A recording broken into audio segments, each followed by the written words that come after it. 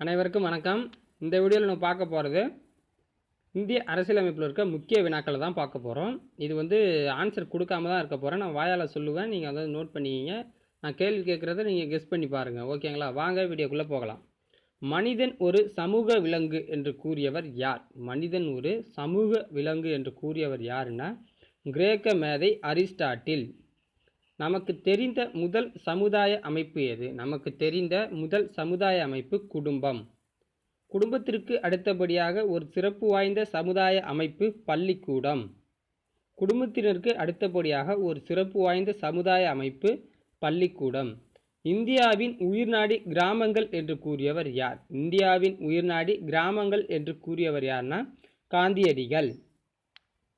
தனி மனிதர்கள் கூட்டமாக ஒன்று சேர்ந்து வாழும் அமைப்பு எது அப்படின்னா சமுதாயம். தனி மனிதர்கள் கூட்டமாக ஒன்று சேர்ந்து வாழும் அமைப்பு சமுதாயம்.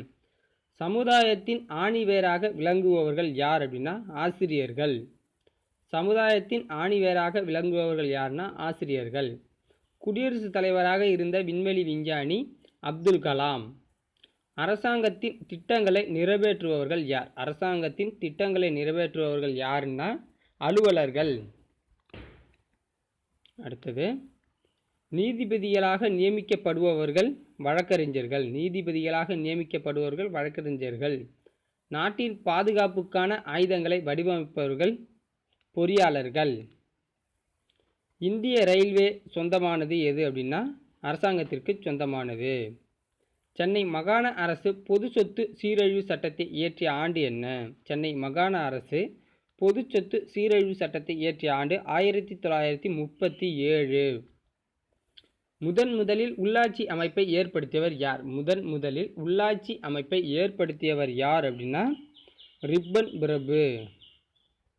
நமது கிராமங்களின் தன்னாட்சி பெற்று திகழ வேண்டுமென எண்ணியவர் யார்? நமது கிராமங்கள் தன்னாட்சி பெற்று திகழ வேண்டுமென எண்ணியவர் காந்தியடிகள். தற்போது இந்தியாவில் செயல்படும் ஊராட்சி அமைப்பின் அடுக்குமுறை என்ன? தற்போது இந்தியாவில் செயல்படும் ஊராட்சி அமைப்பின் அடுக்குமுறை 3 அடுக்கு முறை.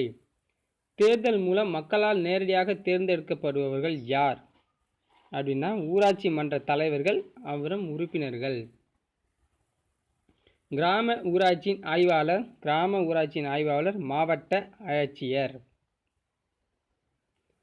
கிராம ஊராட்சி தலைவர் மற்றும் உறுப்பினர்கள் தங்களுக்கென ஊதியம் பெறுவதில்லை. ஆனால் நல்லா கொள்ளடிச்சிட்டு உட்காந்துருப்பானுங்க. கிராம திட்டத்திற்கு ஒப்புதல் அளித்தல், ஆண்டு வரவு செலவு திட்டத்திற்கு ஒப்புதல் அளித்தல் போன்றவை என்ன அப்படின்னு கேட்டால் கிராம சபையின் முக்கிய பணிகள்.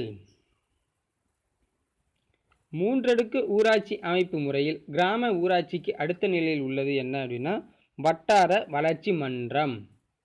ஊராட்சி ஒன்றியத்தின் தலைவரை தேர்ந்தெடுப்பது ஊராட்சி ஒன்றிய உறுப்பினர்களுக்குள் அவங்களே தேர்ந்தெடுத்துப்பாங்க. ஊராட்சி ஒன்றிய உறுப்பினரின் பதவி காலம் என்னென்னா 5 ஆண்டுகள். மாவட்ட ஊராட்சி உறுப்பினர்கள் தேர்ந்தெடுக்கப்படுவது தேர்தல் மூலம். மாவட்ட ஊராட்சி மன்ற உறுப்பினர்களின் பதவி காலம் 5 ஆண்டுகள். மாவட்ட திட்டக்குழு வளர்ச்சிக்கான வரைவு திட்டத்தை ஒப்படைப்பது மாநில திட்டக்குழு. 3 அடுக்கு ஊராட்சி முறையில் இடைநிலையில் இருப்பது என்ன அப்படின்னா ஊராட்சி ஒன்றியம். தமிழ்நாட்டில் தற்போதுள்ள மாநகராட்சிகள் 10. வார்டு உறுப்பினர்களை இவ்வாறு அழைக்கின்றோம் அப்படின்னா கவுன்சிலர்கள்.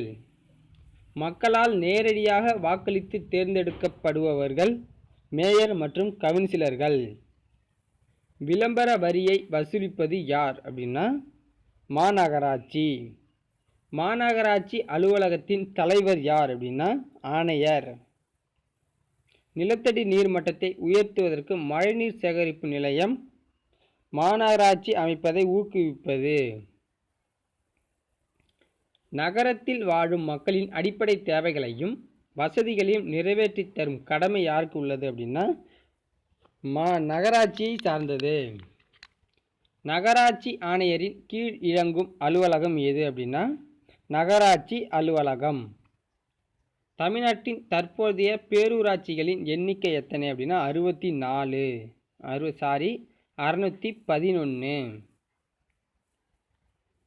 பேரூராட்சியின் தலைவரும் மன்ற உறுப்பினர்களும் தேர்ந்தெடுக்கப்படுவது மக்களால் தேர்ந்தெடுக்கப்படுவார்கள். பெரிய நகரங்களில் செயல்படும் அமைப்பு எது அப்படின்னா மாநகராட்சி. உலகின் மிகப்பெரிய மக்களாட்சி நாடு இந்தியா. இந்திய நாட்டின் யூனியன் பிரதேசங்கள் 6. இப்போ 7 இருக்கு. அடுத்தது, ஒவ்வொரு மாவட்டத்தின் நிர்வாகத்தை இயக்குபவர் யார்? ஒவ்வொரு மாவட்டத்தின் நிர்வாகத்தை இயக்குபவர் யார் அப்படின்னா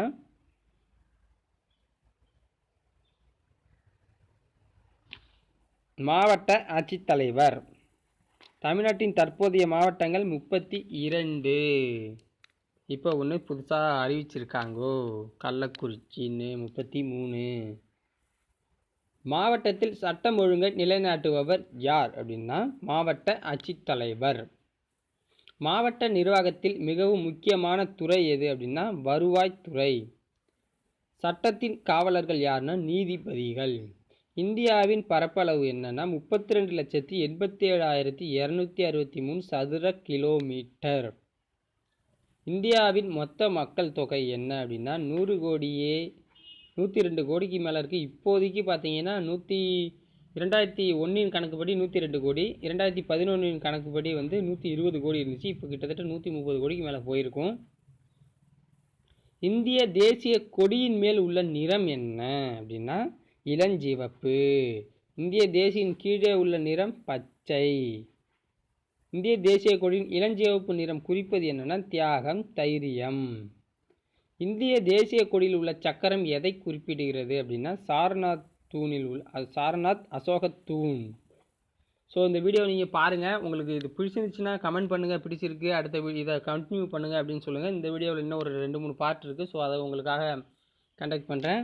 ஸோ இது உங்களுக்கு பிடிச்சிருந்தால் மட்டும்தான் அடுத்த வீடியோ போடுவேன். உங்களுக்கு ரொம்ப பிடிச்சிருந்துச்சுன்னா எப்படி இருக்குன்னு வீடியோ முதல்ல எப்படி இருக்குன்னு கமெண்ட் பண்ணுங்கள். பார்த்துட்டு லைக் பண்ணுங்கள், ஷேர் பண்ணுங்கள் உங்கள் ஃப்ரெண்ட்ஸுக்கெல்லாம். நம்ம சேனலை சப்ஸ்கிரைப் பண்ணுங்கள் மறக்காமல். நன்றி, வணக்கம்.